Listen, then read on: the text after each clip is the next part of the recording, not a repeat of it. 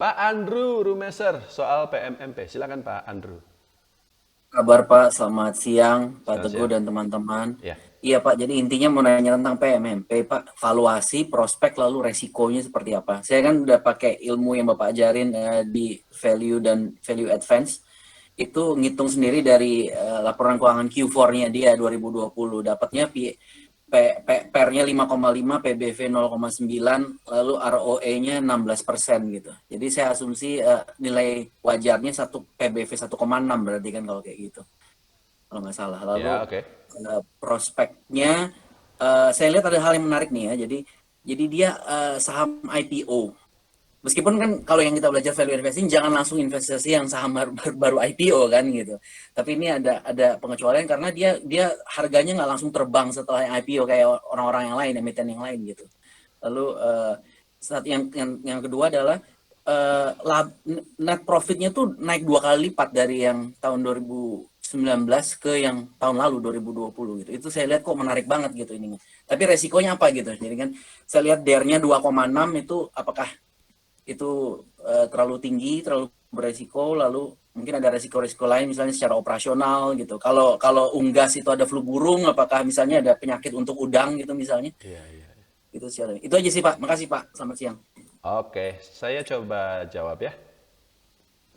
Jadi memang, tapi saya pertama jelaskan dulu gini. PMMP ya. PMMP ini nama perusahaannya apa sih saya lupa. PMMP Panca Multi Panca Mitra Multi Perdana ya. Bagi teman-teman yang belum tahu, PMMP ini adalah perusahaan ekspor udang asal Jawa Timur, Sidoarjo kalau nggak salah. Sama dia punya ini juga di Tarakan, Kalimantan Utara. Jadi dia beli udang dari petambak, dari petani tambak, lalu udang itu diekspor ke eh, Amerika Serikat terutama, ke luar negeri. Nah, ini memang bisnis yang sangat menarik. Kenapa? Karena kalau seafood ya, itu sebenarnya hampir mirip seperti ayam. Budidayanya mudah. Taruh aja itu di laut, jadi itu. Makanya Ibu Susi juga pernah ngomong kan, Ibu Susi Pujiastuti, janganlah kita ekspor benih lobster. Biarin aja sampai gede baru diekspor. Nggak usah diapa-apain. Gede sendiri.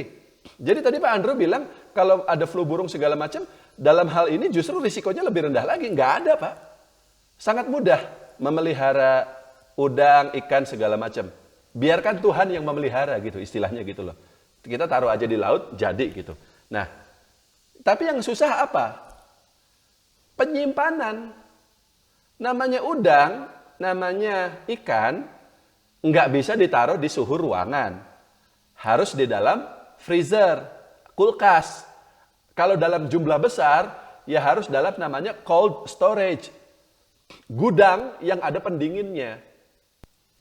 Cold storage. Jadi apa? Gudang untuk naruh seafood tapi ada pendinginnya gitu. Nah, itu investasinya yang sangat mahal di situ. Jadi kalau misalnya petani tambak, mereka punya udang banyak, tapi mereka biasanya nggak punya duit untuk beli cold storage sebesar itu.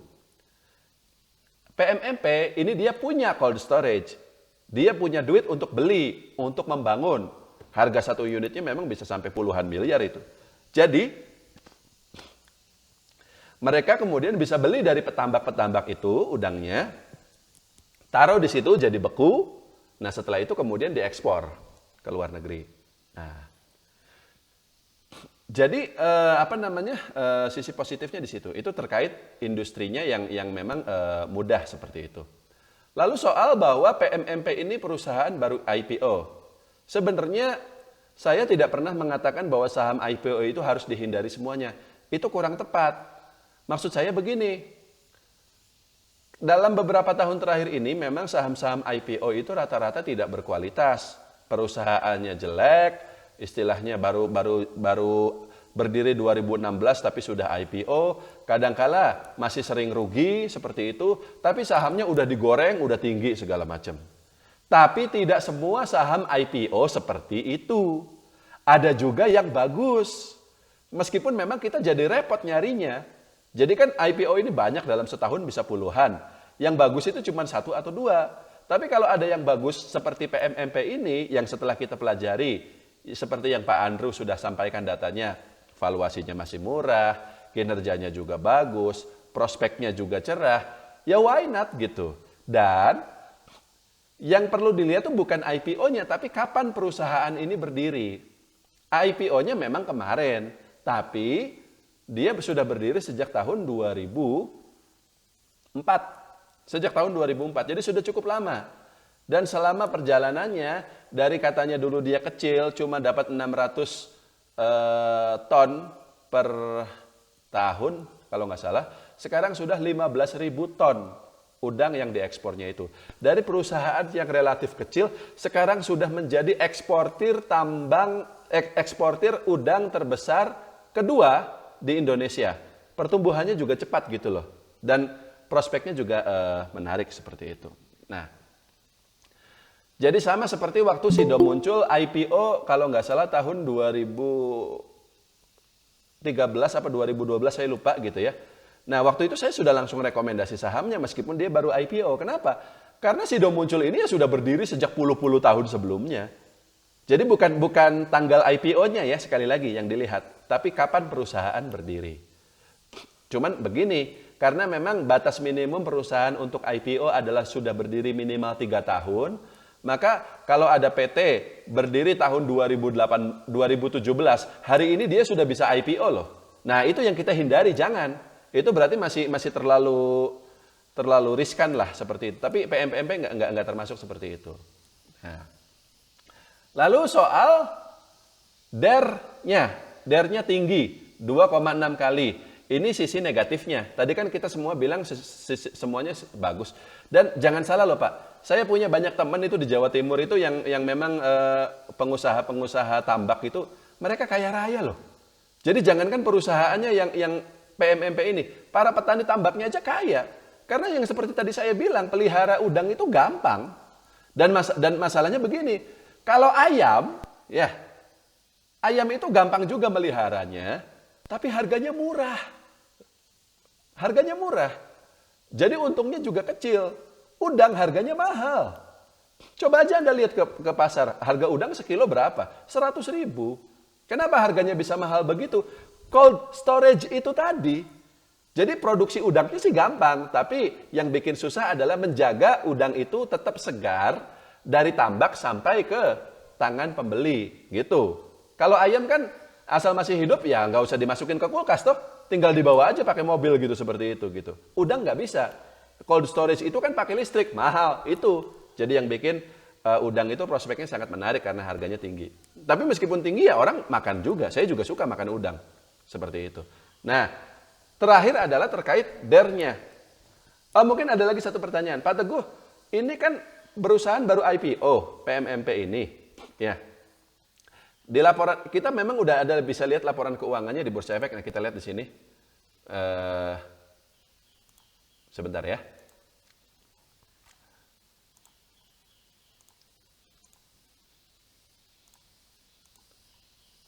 Nah, ini yang BEX, kemudian yang PMMP. Nah, ini laporan tahunan, kita coba cari di sini. Nah, ini laporan keuangannya sudah ada, tapi kalau kita lihat laporan tahunan 2019 misalnya, ya ternyata nggak ada ya karena memang dia baru IPO tahun ini 2020. Kemudian kalau kita lihat dokumen-dokumen yang lain, misalnya kayak public expose gitu ya.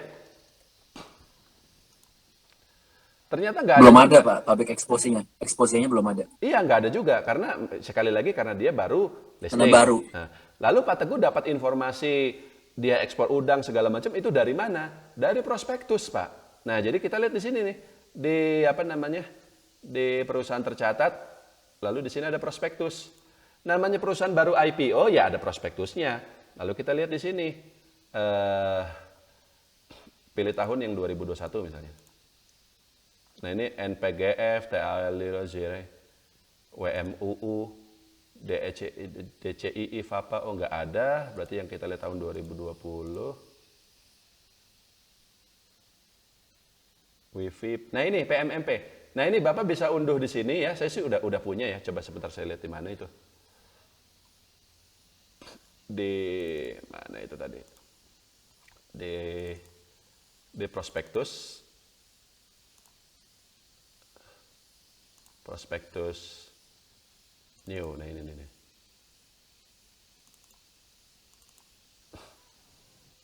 Nah ini di prospektusnya. Nah ini ada kinerjanya juga, jadi dari tahun 2017.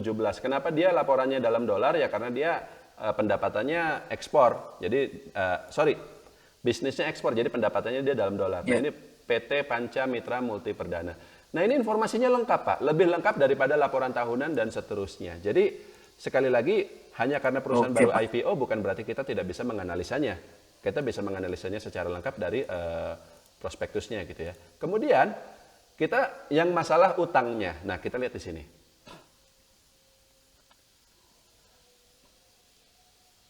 Di sini kita bisa lihat bahwa total liabilitasnya itu 183 ya.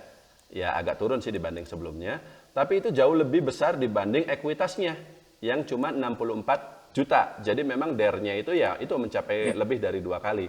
Tapi perhatikan lagi, mayoritas dari utang ini, 183 ini, adalah utang bank jangka pendek, 149. Kalau jangka pendek ini kan berarti sebenarnya agak mengkhawatirkan, berarti kan harus segera dibayar, ya kan? Bukan jangka panjang. Tapi, perhatikan, aset lancarnya dia, ya, itu jauh lebih besar. 208 sedangkan ininya 180 ya nggak jauh lebih besar tapi lebih besar. Dan kedua, kenapa ini kok 140 utangnya utang bank jangka pendek? Balik lagi ke natur bisnis dari PMMP ini. Dia eksportir udang. Dia beli udang dari petambak, tak lama kemudian langsung dijual ke ekspor ke luar negeri. Jadi dia itu sebenarnya apa, Pak? Distributor ya, Pak ya jadinya. Iya, fast moving consumer goods. Udang ini kan bisa disebut sebagai consumer goods juga. Dan perputarannya cepat sekali. Nggak seperti barang-barang yang lain, tapi dia perputarannya cepat. Jadi makanya dia berani ambil utang jangka pendek. Karena pasti bisa dibayar gitu loh. Karena permintaan dari Amerika Serikat untuk udang di Indonesia juga banyak sekali. Jangan salah loh Pak, jangan salah ya. Ini nggak banyak orang yang bilang, tapi seafood kita itu salah satu yang terbaik loh sebenarnya. Saya pernah ke Jepang segala macam makan seafood di sana biasa aja menurut saya, enakan di sini gitu loh. Jadi ini pasti kenapa dia berani ngambil utang jangka pendek ya karena perputarannya cepat. Jadi utangnya pun harus utang jangka pendek juga. Yang nanti dibayar tapi ya ambil lagi gitu. Kemudian yang menarik adalah kita baca nih di catatan kaki nomor 16 ya. Utangnya itu dari siapa gitu loh, ya kan?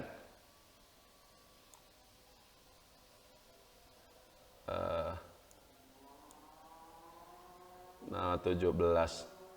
Nah ini nih udah 16 nih ya, pinjaman bank. Dari banyak bank ya, jadi nggak cuma satu bank ya, dari Bank Permata, dari Bank Maybank, segala macam. Dan ini rata-rata jangka pendek. Dan rata-rata pinjamannya adalah dalam dolar. Kenapa pinjamannya dalam dolar? Karena pendapatannya dalam dolar. Karena ini dapat duitnya dolar juga. Dan kemudian, kalau pinjamannya dalam dolar, biasanya apa Pak? Biasanya bunganya murah. Berapa? Cuma 5%. Kalau saya dapat pinjaman bunganya segitu, saya berani lah. Kalau misalnya pinjaman di Indonesia dalam rupiah itu kan rata-rata di atas 10%. Tapi ini 5% Pak. 5% gitu loh. Jadi kecil sekali. Jadi dan kenapa bank juga istilahnya mau ngasih pinjaman yang murah dengan bunga cuman 5% seperti itu ya. Karena bank menilai bisnis PMMP ini risikonya rendah. Gitu. Pasti bisa dibayar lah. Ini kan dia jualan udang gitu loh, bukan jualan emas atau apapun yang susah pembelinya seperti itu. Atau bikin properti. Properti kan kadang kalau lagi susah ya susah jualnya Pak. Tapi kalau udang pasti ada aja yang belilah. Seperti putarnya itu. Cepat ya Pak? Cepat sekali ya perputarannya. Nah, kemudian kenapa dia berani ngambil utang? PMMP-nya ngambil utang. Karena permintaannya banyak. Jadi gini, perusahaan itu tidak mungkin, kenapa dia ngambil utang banyak? Untuk beli bahan baku kan? Ingat sekali lagi PMMP tidak memproduksi udangnya sendiri. Dia ngambil udang dari petambak. Tapi kemudian dia punya namanya cold storage gitu. Nah, Karena dia beli dari petambak, ya berarti kan dia butuh duit besar. Dia nggak punya duitnya, ya dia pinjam ke bank. Dan kenapa kok dia berani pinjam ke bank untuk beli udang dalam jumlah besar? Karena pembelinya sudah ada, ngerti nggak Pak? Kalau belum ada pembelinya, Oke. nggak mungkin dia berani ngutang beli bahan baku istilahnya, beli bahan baku udang sebanyak itu, seperti itu.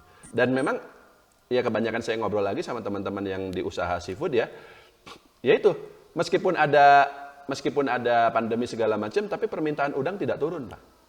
Permintaan seafood asal Indonesia tidak turun, terus naik.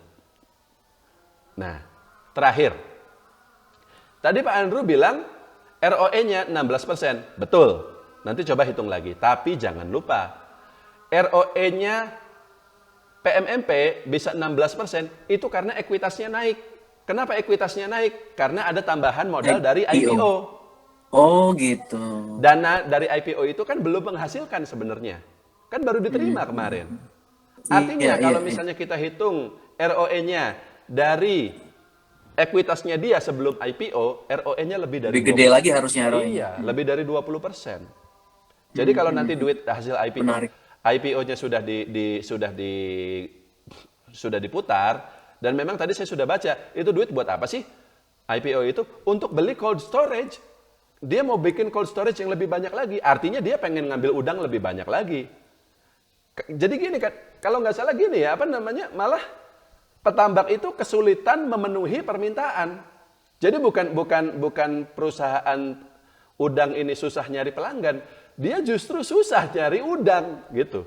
Susah nyari udangnya. Tapi kalau dia udah ada cold storage lebih gede, dia berani ambil udang lebih banyak lagi seperti itu. Ya nanti profitnya lebih besar lagi dan ROE-nya 20%. Jadi intrinsic value-nya bukan 1,6, mungkin 2 kali, mungkin 3 kali. Jadi harga sahamnya yang sekarang katakanlah berapa sih? 300-an ya. 340. Ya 500, 600, bahkan 1000 lah. Ya meskipun sekali lagi ini tetap akan bergantung pada kinerja perusahaan ke depannya ya. Tapi saya udah perhatikan, Ya. sudah saya pelajari, prospektus yang panjang itu sudah saya baca, nggak ada masalah. Semuanya aman. Jadi ini kayaknya tipe growth stock. Kalau memang dia bisa tumbuh besar, ya udah profitnya juga bakal multi bagger ini, seperti itu. Video ini akan dimasukkan ke YouTube, jadi ya nanti kita lihat saja apakah prediksinya benar atau tidak, ya nggak? 1 tahun dari sekarang, oke? Saya mah berani lah kalau ngomong kayak gini, karena analisa-analisa saya yang dulu juga banyak yang terbukti benar kok, gitu. Ya ada yang salah, tapi lebih banyak yang benar. Kali ini pertaruhan saya adalah di PMMP. Saya juga ada beli, Pak. Banyak. Jadi kita lihatlah apakah nanti. Jadi kalau kita untung bareng, kalau rugi bareng gitu loh. Kita always together lah dalam hal ini. Oke? Ya. Terima kasih banyak Pak. Itu, Pak Andre. Terima kasih banyak. Terima kasih Pak. Terima kasih.